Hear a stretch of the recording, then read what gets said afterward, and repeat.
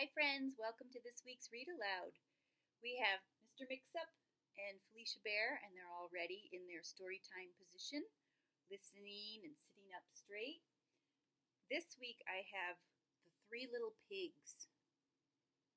1, 2, 3. That's their mama. She would make 4, but we're going to be talking about 1, 2, 3, 3 little pigs. What does the number 3 look like? Looks like this. 3. 1, 2, 3. Okie dokie, get ready. The Three Little Pigs. Once upon a time, 3 little piglets lived in a small, cozy home with their mother. Their names were Porter, Perry, and Parker.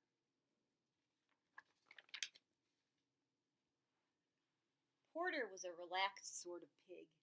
He liked to play, eat, and sleep. Perry was a creative type of pig. He had lots of ideas, but he didn't always finish what he started. And Parker was a thoughtful little pig who worked hard and did everything just the way he was supposed to. This kind of annoyed his 2 brothers. Which one do you think is Porter? Which one do you think is Perry? And which one do you think is Parker?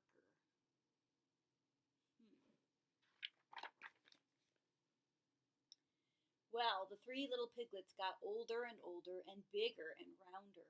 One day their mother made a decision.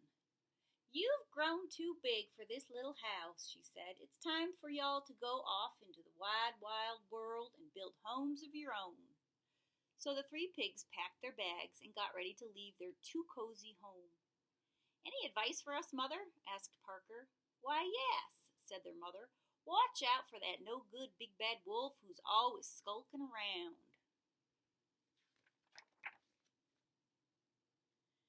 And remember, always work hard. Remember to plan, and whatever y'all do, do the best that you can."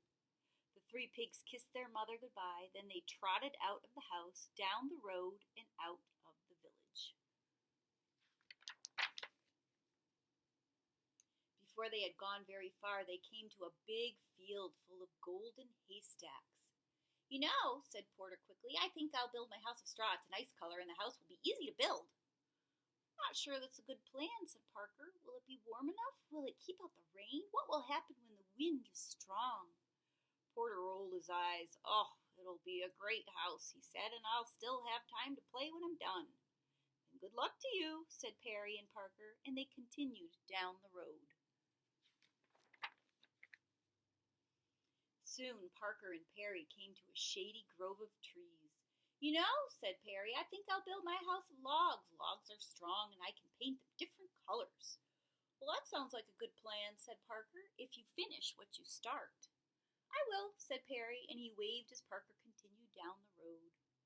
Perry stood and looked up at the trees. He said, "Cutting down those trees would take a long time. I'll just build my house from the sticks on the ground instead." And that's exactly what he did. Further down the road, Parker was busily planning his house. He bought bricks and stone and mortar for the walls. He bought strong oak planks for the doors. He worked on the house for days and days, but when he was done, he felt happy.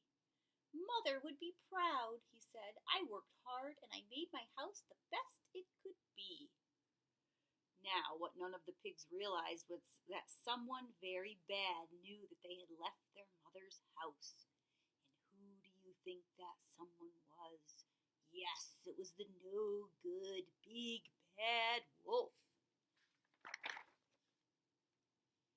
First, the wolf went to Porter's house. He saw bundles of hay held together by a rope, and he saw Porter Pig outside napping in the sun. "Hello, Pig," said the wolf.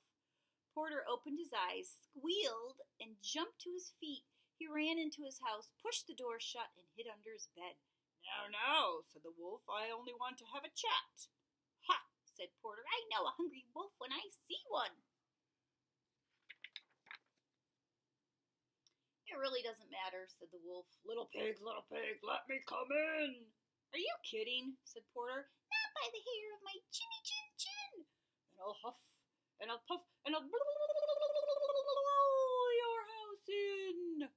wolf. The wolf stepped back, then he huffed, and he puffed, and he blew with all his might. The straw house flew apart. The wolf pounced. The pig bounced. But Porter squealed and ran. Said the wolf. Unfortunate. The next day the wolf decided to try again.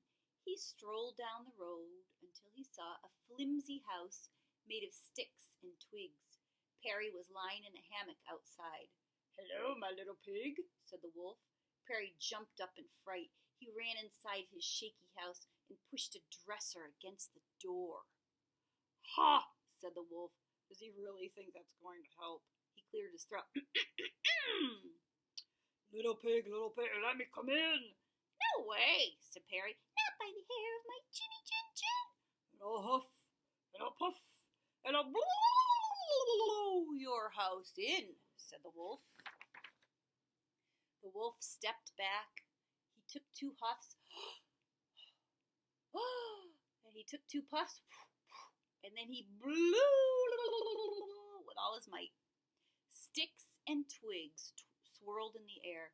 The wolf pounced. The pig bounced. But Perry squealed and ran.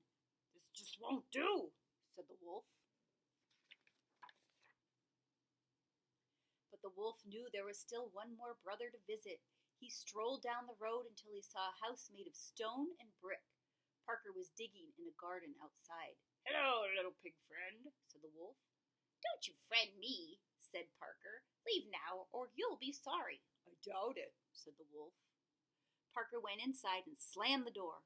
The wolf heard 3 locks locking and 4 shutters slamming. He stood back. Little pig, let me come in." "Not by the hair of my chinny chin chin." "And I'll huff, and I'll puff, and I'll blow your house in." "Go ahead and try," said Parker. The wolf huffed 3 times, he puffed 3 times, and then he blew with all his might. Nothing happened. "That's a surprise," said the wolf. Now he huffed 4 times, and he puffed 4 times, and then he blew again with all his might. Still nothing. The wolf tried again, and again, and again. "This is not going at all the way I expected," he said. Finally, the wolf fell flat on his back, puffing and squeezing. He heard the shutter creak open. "I knew my house would stand up to that no-good wolf," said Parker. "I'm just glad he didn't think about coming down the chimney." The shutter slammed shut. "The chimney," whispered the wolf, springing to his feet. Of course. He sneaked to the side of the house and saw a pile of boxes stacked against the wall. "This makes it even easier," he chuckled. He climbed up to the boxes. He crept across the roof. Then he jumped into the opening and slid down the chimney. But down below, water bubbled in a big black kettle that was hanging in the fireplace. Parker threw more wood onto the roaring fire.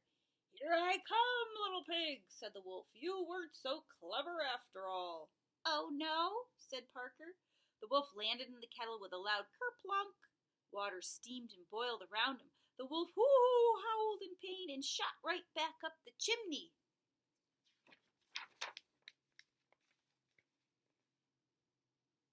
The water had boiled off half his fur.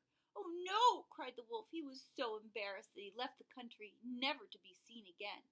Porter and Perry moved in with their brother, and they lived happily ever after.